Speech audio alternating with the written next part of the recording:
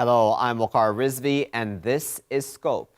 On January 16, 2016, the Joint Comprehensive Plan of Action, also known as the Iran Nuclear Deal, was implemented. 3 years down the line, the Trump administration has walked away from the deal and has reimposed unilateral sanctions on Iran. Europe is seeking to initiate a financial mechanism to allow for trade with Iran, though major European companies have already stopped operations in the country. To discuss all of that a bit further, we're joined now by Dr. Foad Izadi, who is a professor at the University of Tehran. He's joining us from Tehran itself. We're also joined by Dr. Tughral Yamin, who is Associate Dean at the Center for International Peace and Stability. He is joining us from Islamabad. Gentlemen, thank you both for joining us. Dr. Izadi, I'd like to start with you, if I may. How do you reflect 3 years down the line now on the JCPOA? As I was saying, we know that Iran's nuclear program was advancing quite well before the nuclear agreement. And this advancement had upset a number of countries, including the United States. And the idea behind the nuclear agreement was for Iran to more or less stop its nuclear program, and the other side was supposed to lift sanctions that were imposed on Iran because of its nuclear activities. And this is how they agreed. They agreed to do this. Iran is stopping the nuclear program, the other side is stopping the sanctions, lifting the sanctions. In reality, what happened was that Iran did what Iran was supposed to do. We have had 13 International Atomic Energy Agency reports in the last 3 years certifying that Iran has implemented the nuclear agreement completely in full. On the other hand, on the other side, we have the United States that left the agreement a few months ago, and the European countries that were part of the agreement did not really implement it properly, with the excuse that they're under pressure from the United States. So in reality, the nuclear agreement was not done properly, not because of Iran, but because the other side failed to do what they were supposed to do. Okay, so let me go to Dr. Yamin, if I may. Dr. Yamin, tell us, why do you think it is that the Western countries, be it the United States, of course, walking away from the deal, or Europe, who has not yet implemented the deal, why have they not stuck to their end of the bargain? Let me say one thing. After Mr. Trump has assumed power, he has followed a strange kind of policy. He walks away from deals which he thinks are not beneficial to his country, or which he thinks are not in the U.S. interest. He is doing that with the Intermediate Nuclear Forces Treaty, which was in place with Russia, because he says Russians are deploying missiles which may threaten him. Joint Comprehensive Plan of Action is another very clear indication that he is not following the international norms and traditions. So you just don't walk away from treaties which have been concluded between nations because you set wrong precedents. And then countries of the world also start losing faith in you. So if the United States arbitrarily moves away from treaties, I can foresee that in times to come, countries will be very, very hesitant in concluding any kinds of deal with Mr. Trump. To say that the Western countries are also aligned with the US policies, I think it's not entirely correct. There has been a great deal of discomfiture in the European capitals. Germany, France, and Russia have been very upset with what Mr. Trump is doing. And actually, Russia has warned USA not to do it. So, and I don't think China is also supportive of Mr. Trump's shenanigans. But since Mr. Trump is so influenced by the Israeli lobby. He supported the Israeli move of moving the capital from Tel Aviv to Jerusalem. His country was the first one to open its embassy over there. He wants the other countries to follow suit. Probably Brazil and other countries will do that. But what he's doing is, in my opinion, he might have other thoughts, short-sighted measures. You don't conduct international diplomacy in that manner. And I think a joint comprehensive plan of action was a very thoroughly negotiated deal. It was okay. So if I may come in, Dr. Yamin, I wanted to put this point, if I may, to Dr. Izadi. Dr. Izadi, do you think that from the Iranian point of view, looking 3 years down the line, that it was a mistake to trust the U.S. and walk into this deal?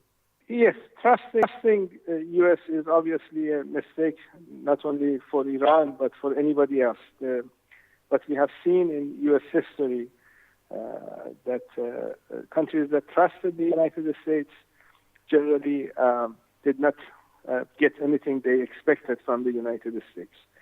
So in general, common practice should be to avoid trusting the United States.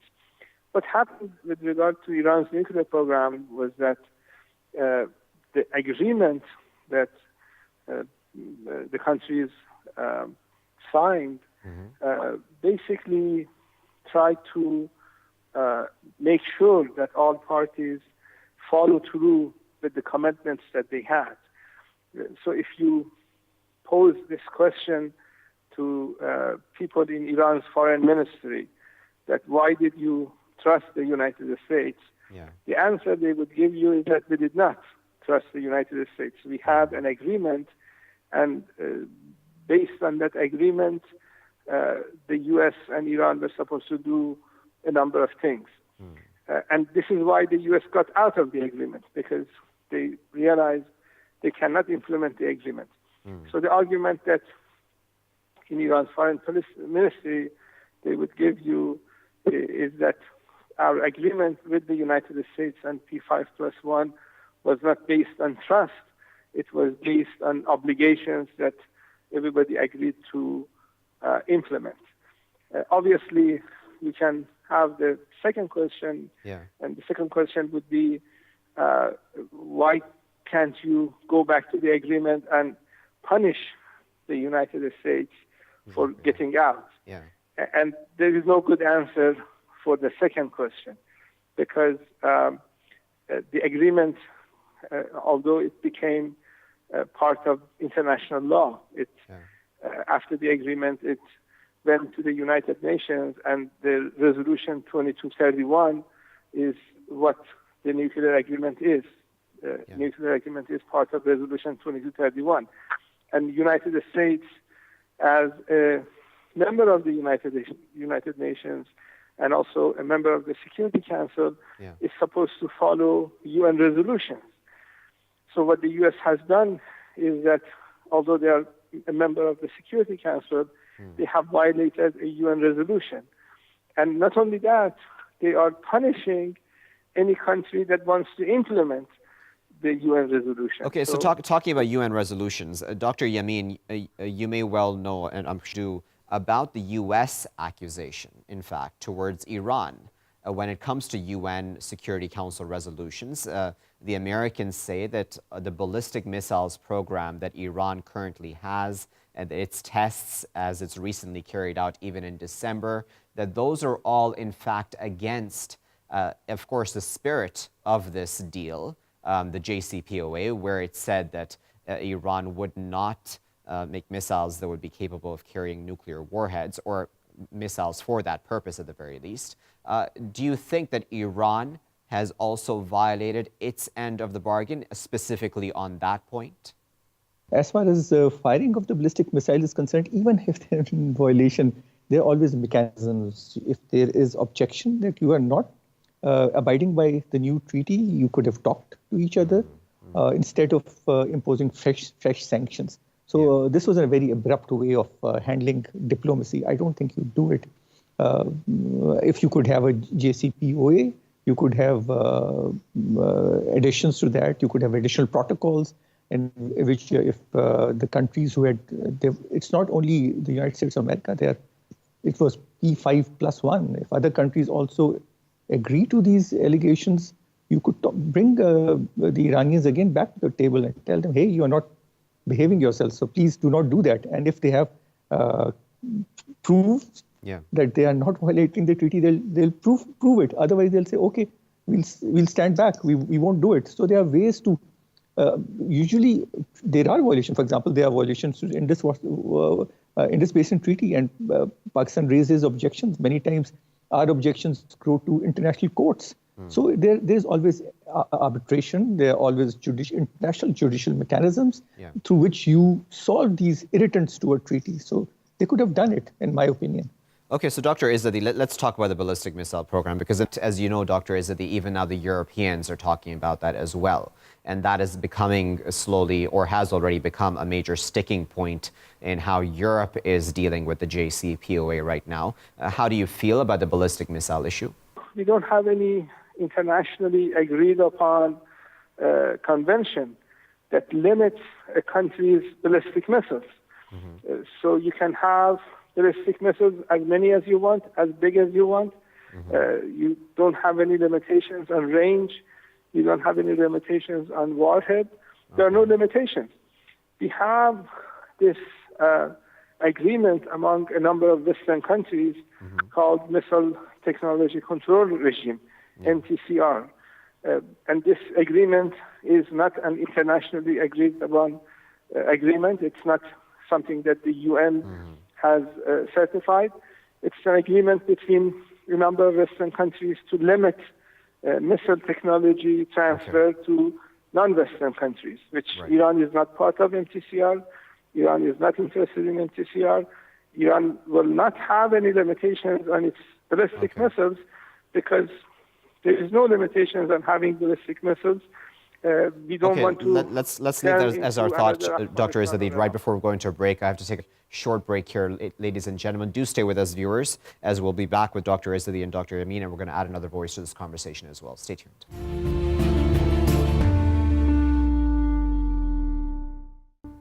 Thank you, ladies and gentlemen, for staying with us here in The Scope. As we continue our discussion reviewing the Iran nuclear deal just last week, it was its 3rd anniversary. We've been in discussion with Dr. Izadi and Dr. Yamin. We're going to add another voice to this conversation now. We're now joined by Abbas Aslani, who is a journalist, and he is joining us from Tehran as well. Abbas, thanks for joining us here in The Scope.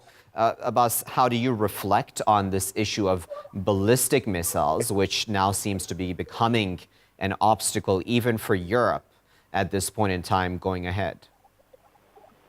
Well, thank you for having me. In fact, the Iran missile issue has nothing to do with the nuclear program. And on the other hand, we are having the Iran, which has tried to keep its commitments under the nuclear deal. And in more than 13 reports by the International Atomic Energy Agency, we have seen the confirmation that Iran has kept its commitments. But on the other hand, we are seeing the parties who have not fulfilled their promises. The Americans, they have withdrawn from the deal, and they have violated the United Nations Security Council resolution, as well as demanding others to violate the resolution. After the withdrawal of the Americans and reimposing the sanctions against Iran, we have been seeing that the Europeans trying to save the nuclear deal, but in trying to do so, they have just demanded and asked Iran to remain in the deal. But in practice, they have done nothing. They have been talking a mechanism called SPV, Special Purpose Vehicle, which tries to ensure the transactions with Iran. They have not been able to do anything in this regard. They say this is not an overnight issue, but let's not forget that it's been nearly 9 months that Americans have exited the nuclear deal, and the Europeans have done nothing to ensure Iran's benefits in the nuclear deal. And this is one thing. And not only they have not done anything in this regard, but they have increased their demands by including issues like Iran's missile issue or Iran's behavior in the region in addition to their past demands. Okay, so if you allow me, Abbas, I just wanted to put the point that you just made there to Dr. Yamin. Dr. Yamin, we spoke earlier, didn't we, about the fact that what the U.S. has done vis-a-vis this agreement and this deal will hurt its image and will hurt its possibility of signing deals in the future. But then I wonder, Dr. Yamin, if the Americans can pressure Europe to such an extent that Europe starts doubting its own role in all of this as a signatory to this deal as well. That still shows, doesn't it, that the Americans have a lot of power, A, as a superpower, and B, that the world really hasn't changed that much to a multipolar world. You are absolutely right, Mr. Rizvi. United States of America remains a major military power in the world. The kind of resources that they... But not just military, right? I mean, we're talking economic power as well here, Dr. Yamin. Yes, it's a big economic power also. You cannot deny that. And Europeans, despite their apparent annoyance with what Mr. Trump keeps on saying, because he can tweet things, very harshly worded tweets, which do not sit well with anybody. He can do it with Pakistan also.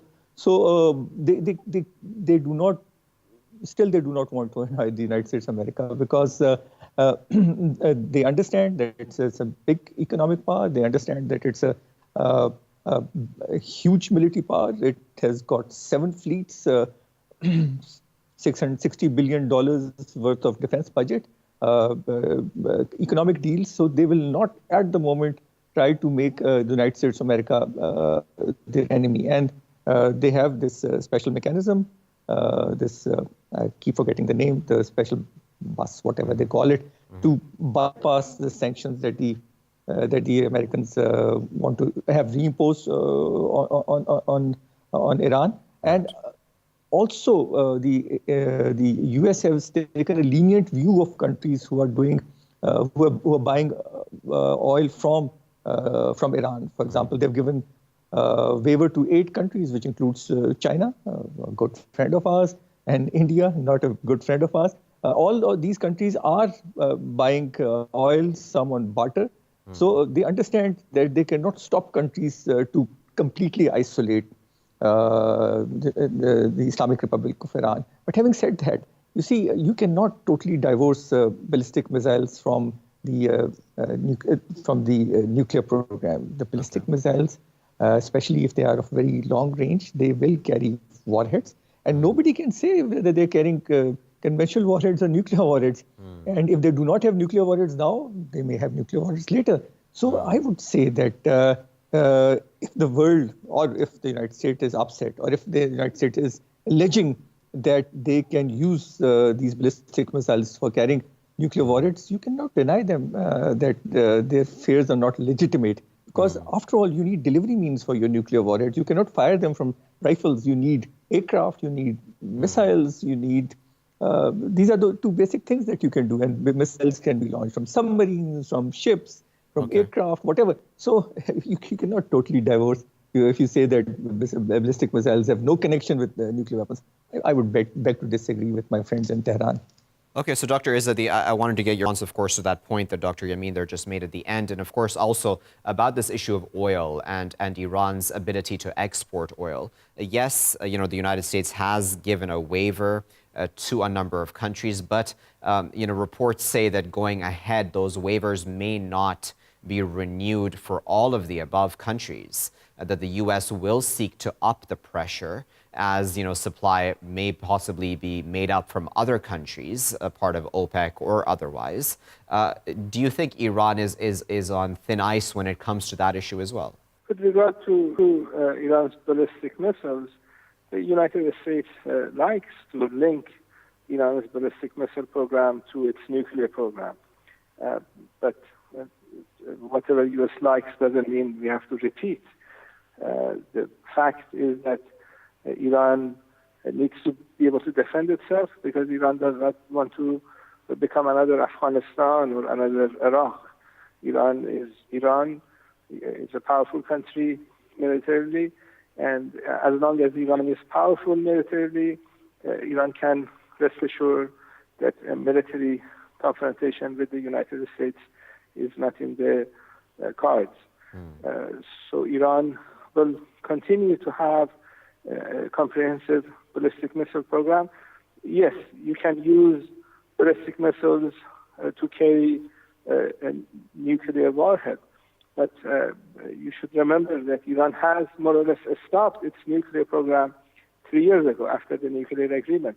So Iran does not have any serious nuclear program that would lead to a bomb, and for that bomb to be put in a warhead and be carried by a ballistic missile. Right. So linking Iran's ballistic missiles with a nuclear program is just not something serious that you can talk about unless you are the U.S. government, and the U.S. government wants to find all types of excuses against Iran. Right. With regard to oil sales, yes, the U.S. government again has tried its best to reduce and stop Iran's oil sales. But we have a number of countries in the world that don't want to be pushed around by the United States. And they realize that Iran is an important country in this oil-producing region. For example, China realizes that if they stop buying oil from Iran, then they would depend on countries that are pro-Western for their oil supply. And the U.S. can pressure these countries to play that their oil supply is supposed to go to China.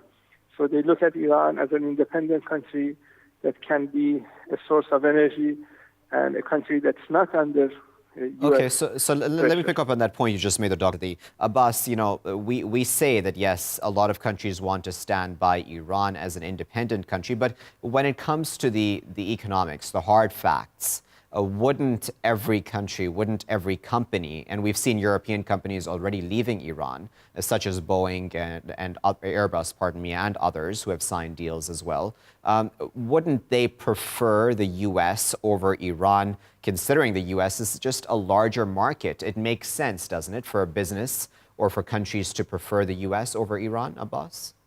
Well, yes, naturally, the big companies or banks, they would prefer working with the United States in comparison to Iran. It does not necessarily mean that they agree with the policies of the United States. That's because they have much more things at stake if they leave their cooperation with the United States and they prefer Iran. And because they see their benefits at risk, they leave Iran and they want to consider the alarms or the notifications that the Americans have, notices that the Americans have given them. And that's why when Iran was discussing the cooperation with Europeans, they have been talking about small or medium range businesses or companies that may cooperate with Iran. And because Americans, they have put their slogan as maximum pressure against Iran in the oil market. First, they tried to zero Iran's oil export by saying the maximum pressure. They were not able to do so, and they somehow changed that maximum pressure to enough pressure. And now in the 2019, they are trying to make Iran an issue in their foreign policy and trying to continue their economic pressure against Iran in the oil section as well as other sections as well by putting pressure against those companies working with Iran. And in this, let's say, battle or struggle, we will be seeing that maybe small or medium range companies working with Iran and not the big ones. And in trying to renew some sanction waivers, they are saying that they will not renew some, but some will be renewed. And it's important that those sanctions waivers which are renewed are relating to the major oil buyers of Iran, which include countries like China and India or Korea and some countries like these. Okay, so Dr. Yamin, give us your final thoughts, if you may, on this topic, because I wonder, we're sitting in Pakistan, obviously, and, you know, this is an important issue for us as well, of course, this nuclear deal and its longevity or lack of. Do you think, Dr. Yamin, that this deal will stand the test of time, or do you think we're seeing the deal nearing its end? Unfortunately, I think JCPOA, despite all the promise that it showed, and personally I was very hopeful that it would bring peace to our area, is in the danger of being discarded, unfortunately, by Mr. Trump's shenanigans. That's a bad thing. It shouldn't happen.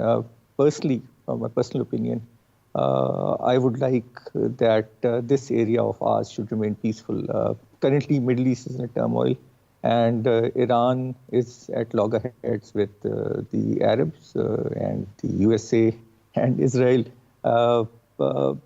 And I really don't know if this deal is demolished. Then what next? Would Iran also start resume its nuclear program? What will the United States do? There are dangerous scenarios which are coming to my mind, and I hope it does not turn to that. I know Iranians are very good diplomats. I'm sure they'll find a way out of this quagmire, from this non-starter as it has become. I can only hope that things take a good turn. At this point in time, January 2019, things don't look good. That's my personal assessment of it. Very well. We'll leave there as our final word. Jen, of course, we appreciate all of your insights and analysis. Let's start from the top and thank everybody that joined us. We were joined by Dr. Foad Izadi, professor at the University of Tehran, who is speaking to us from Tehran. We were also joined by Aslani, journalist, speaking to us from Tehran as well. And we were joined there by Dr. Tughral Yamin as well. He is the Associate Dean for the Center for International Peace and Stability at NUST in Islamabad, the Pakistani capital.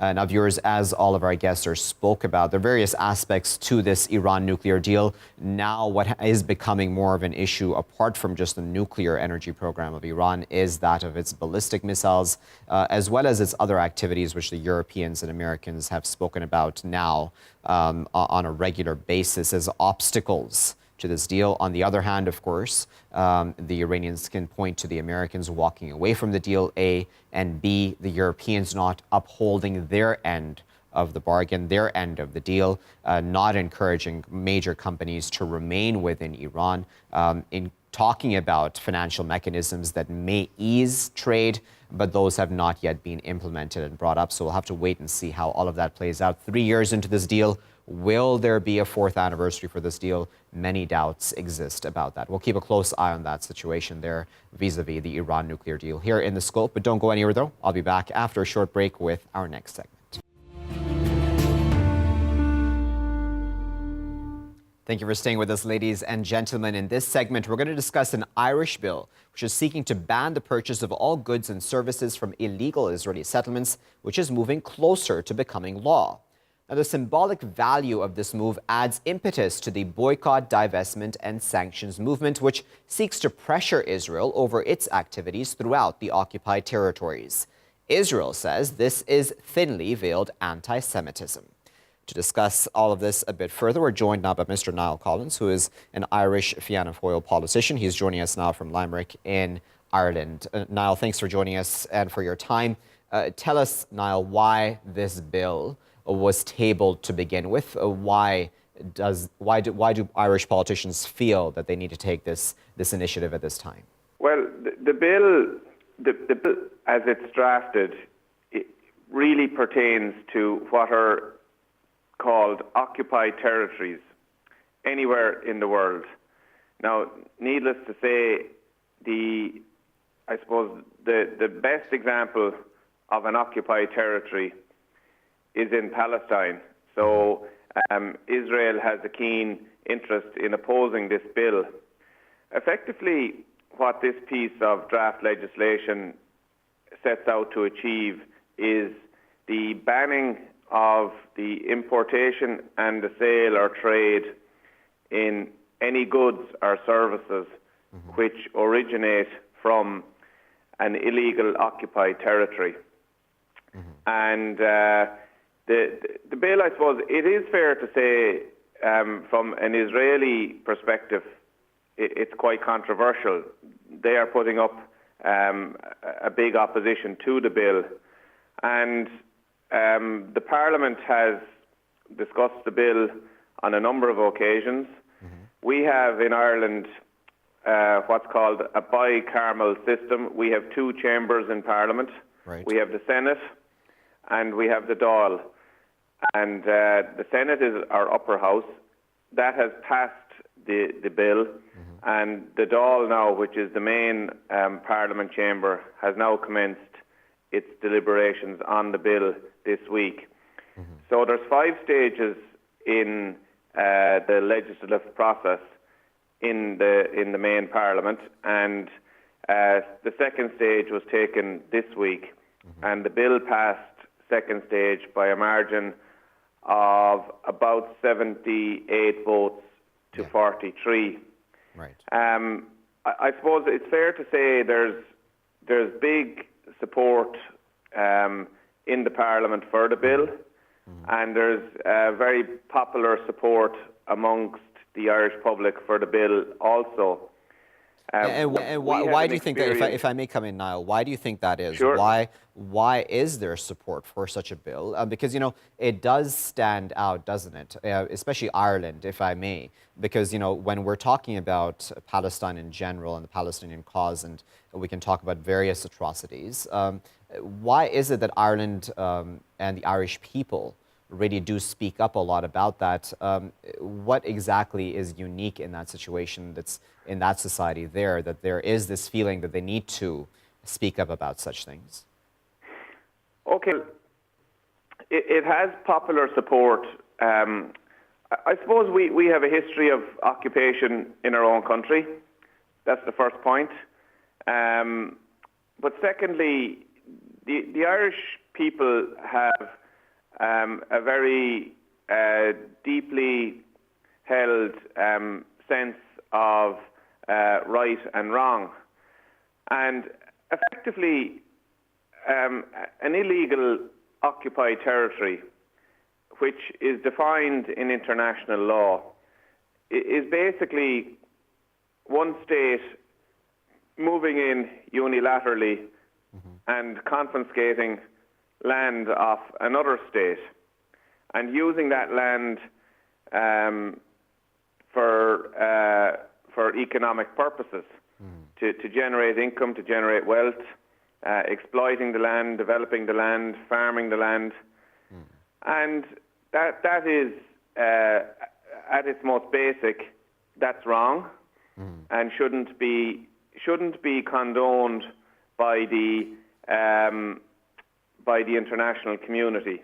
Right. We can't stand over a situation where that happens and where international law is basically being ignored or flouted. So we had an experience in this country back in 1987 when a small group of workers in a supermarket chain refused to handle produce, mainly fruit, which came from South Africa, because of the apartheid regime in South Africa at that point in time. And it became a very, very big issue here. Started really small with 3 or 4 workers in a large supermarket chain, and it became a big national campaign. And eventually the government supported it, and they implemented a ban on the importation of what was known as apartheid produce back then.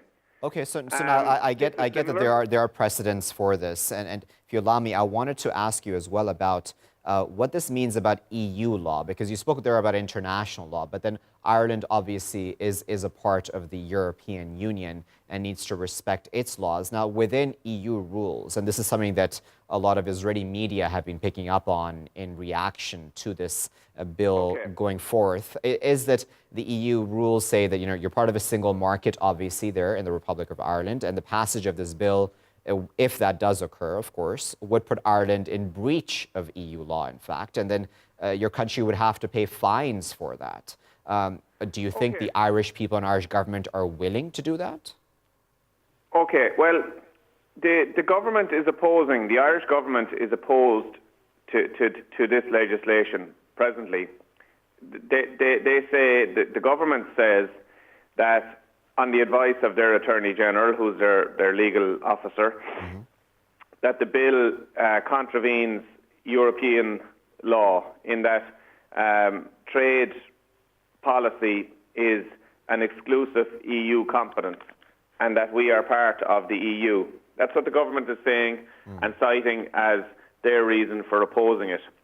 And that's their legal advice.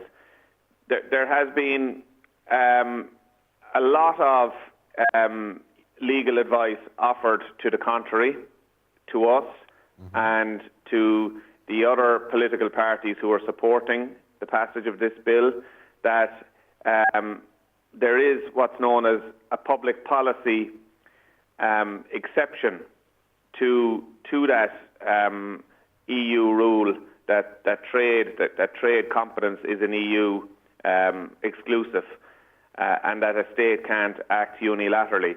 So there is a get out and an exemption to that under what's called the public policy exception, and that includes morality, the protection of life, the promotion and the protection of public health. So there are a number of grounds. And we have sought legal advice from pretty high-powered legal barristers, including former attorney generals in this country. So I suppose the debate is centering around that also.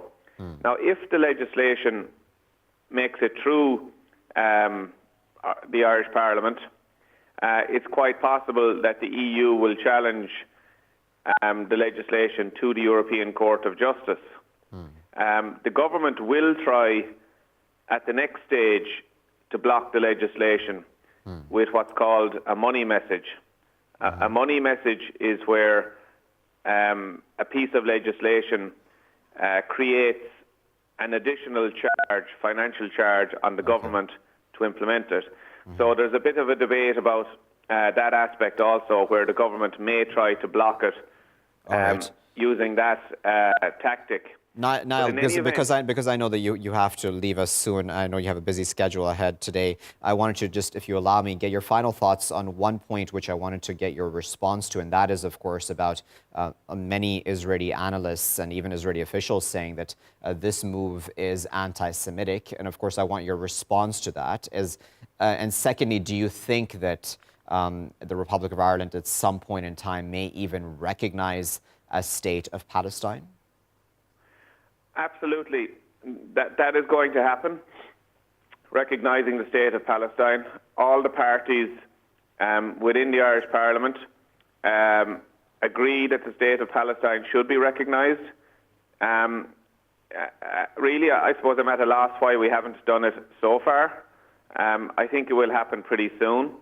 It's not really an issue because we all agree on it. Secondly, I was very clear in my speech to the Irish Parliament this week on behalf of my party as the Fianna Fáil Foreign Affairs spokesperson that we're not seeking to be antagonistic or offensive to the State of Israel. We recognise the State of Israel. We recognise their difficult past and their history. And we will want to continue to have a good relationship and to trade with Israel. But we cannot stand over the ongoing development and expansion of illegal settlements in the West Bank in the absence of a peace process. And that's the key point here. We keep being told that there's a peace process on the way which will deliver the much spoken about two-state solution. But can I say, having been to the West Bank recently, the absolute proliferation of new settlements across the West Bank, in my view, is making the achievement of a two-state solution ever more increasingly unlikely, because the whole West Bank is now so fragmented with settlements. So we can't just stand idly by and continue a chorus of international condemnation. We have to try something different.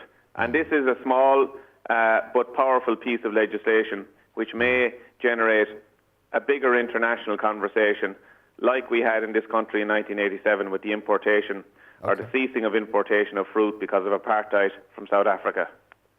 Very well, Niall. We'll leave it there at that as our final thought from you. But of course, we appreciate you taking your time out of your busy schedule to speak to us. That was Niall Collins, Irish Fianna Fáil politician, speaking to us from Limerick in Ireland, talking there to us about that bill that is going through, seemingly at least, the stages required to become law. We will, of course, keep a close eye, and we are keeping a close eye on that situation. Stay with us, though. We'll be back with our next guest on this very topic after this break.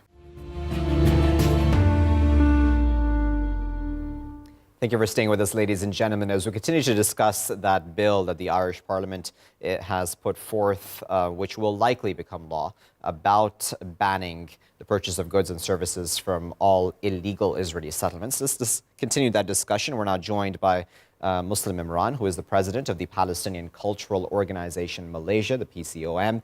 He's joining us on the line now from Kuala Lumpur. Muslim, thanks for joining us here in The Scope. What are your thoughts, Muslim, about that bill that is going through the Irish Parliament, firstly? And secondly, do you think it will be effective and symbolic, do you think, in this effort to support BDS?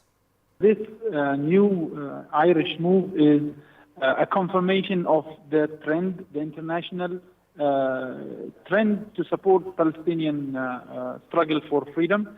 I believe the Irish are making a very bold move, and they are joining many other international initiatives that we have seen in the past few days to isolate Israeli occupation. This is certainly a blow to Prime Minister Netanyahu's attempts to sell his government's image as a democracy worldwide. The Irish are speaking boldly, telling their neighbors first, the European nations, that they have to support the Palestinian struggle for freedom. And I believe enacting such a law in the Irish Parliament is a very good move that will encourage many other states that support Palestinian rights to make such a move. Israeli settlements, as you know, are built on Palestinian land, occupied Palestinian land, and this is a very clear violation of international laws, including the Rome Statute of the ICC. Israel never bothered about international law, but I guess that some international players do care about international law. We see the Irish decision coming this week. We've seen a few days ago the Malaysian decision to ban Israeli athletes from coming over to Malaysia, and we've seen the Kuwaiti speaker's strong statement in the IPU, the International Parliamentarian Union, a few weeks ago, in which he expelled the Israeli representatives. We see a rising international solidarity with the Palestinian struggle and boycott of Israeli occupation. Okay, Muslim, I'm going to add another voice to this conversation, if you allow me, Muslim. We're now joined by Mr. Hassan Ben Imran, who is the director of One Justice. He is joining us from Istanbul. Hassan, thanks for joining us here in The Scope as well. Hassan, what do you make of this Irish bill, and what do you make of the support of BDS, which seemingly, at least, is growing worldwide? Thank you, Rizvi. Actually, in the beginning, I would like to congratulate the Irish Parliament for standing tall for the cause of justice and for the principle of international law.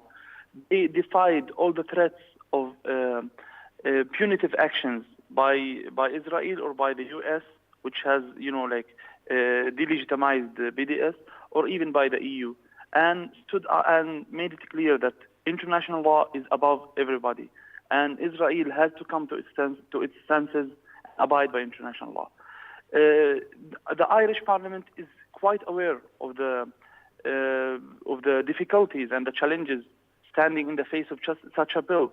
They are very aware that they are the only EU country that has taken such steps, similar steps, to create punitive economic actions against the illegal settlements. Yet they decided to go on this path. And I believe Ireland now is taking the lead in this one. Many states are afraid of taking such steps, but they are, of course, convinced that this is the only way forward. As we had only one way to let the apartheid South Africa abide by international law, we have only the same way when it comes to the case of Palestine and the case of Israel. South Africa defied all international laws, disrespected any sense of humanity, and enslaved the black population of South Africa. Israel is doing the same. Hence, it should be the same way that we treat Israel, to boycott it, to force it to come back to its senses. Okay. So let me bring Muslim Imran back into this conversation. Muslim Imran, you know that the Israelis and how they've reacted to this situation. The Israelis say, Muslim Imran, that this is anti-Semitic because it is targeting basically just itself, Israel, for this situation of occupied territories, A.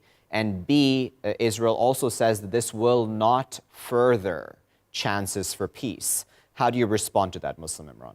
You know what? Israel has got used to wave the anti-Semitism card in front of and in the face of all its opponents.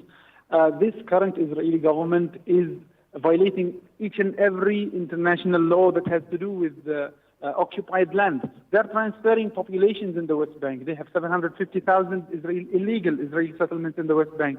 They are restricting the movement of Palestinians in the West Bank. They are besieging Gaza and cutting off international access to Gaza, international aid to Gaza. Gaza does not have electricity by the time we speak. Hospitals in Gaza are at the brink of collapse. A government that practices all these international violations and segregates Palestinians and discriminates against them just because of their ethnic and religious background has no moral right to come and talk about the actions of others who are trying to stop it from its occupation and from its violations. I believe all those who are supporting the Palestinian rights are not being anti-Semitic. They are only trying to end Israel's practices. And unfortunately, Israel, through its influence over international media, is trying to sell the myth that being anti-Israel is equivalent to being anti-Semitic. It's totally different.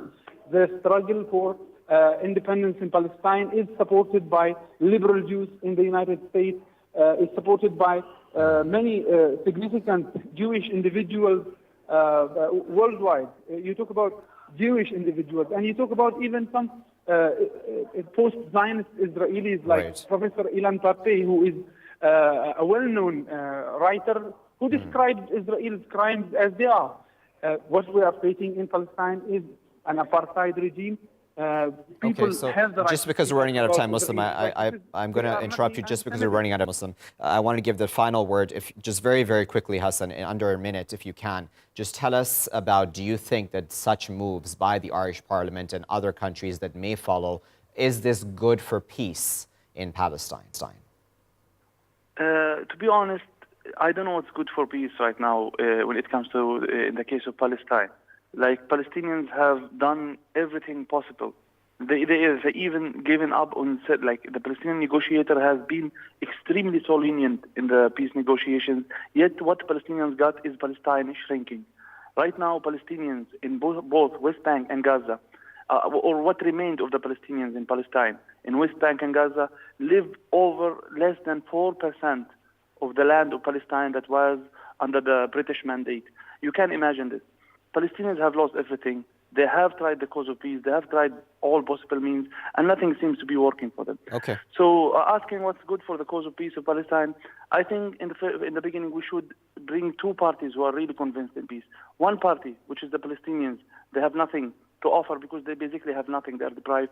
The other party holds all the means of power, and it is the one that should be accepting the cause of peace. Very well. We'll leave it there at that, gentlemen. But of course, we appreciate both of your times and insights on this important topic as well. That was Hassan Ben Imran, Director of One Justice, speaking to us from Istanbul. We were also joined by Mr. Muslim Imran, who is speaking to us from Kuala Lumpur. He is the president of the Palestinian Cultural Organization, Malaysia. Now, viewers, of course, this bill, as being passed through the Irish Parliament, it's pretty much likely that it will pass, even though the minority government in the Republic of Ireland is against this bill. It may very well clash with European Union laws. The Israelis, as I said, and put to our earlier guests as well, have claimed that this is anti-Semitic, this is being targeted unfairly, even though you heard there from an Irish politician saying this is not singularly only targeting Israel, but it's targeting all occupiers, one of which happened to be, of course, Israel, of the occupied territories of Palestine. Keep a close eye on how this plays out in the coming days, and of course, over BDS as a movement as a whole. That's all for this edition of Scope. I've been Waqar Rizvi. Thanks for watching.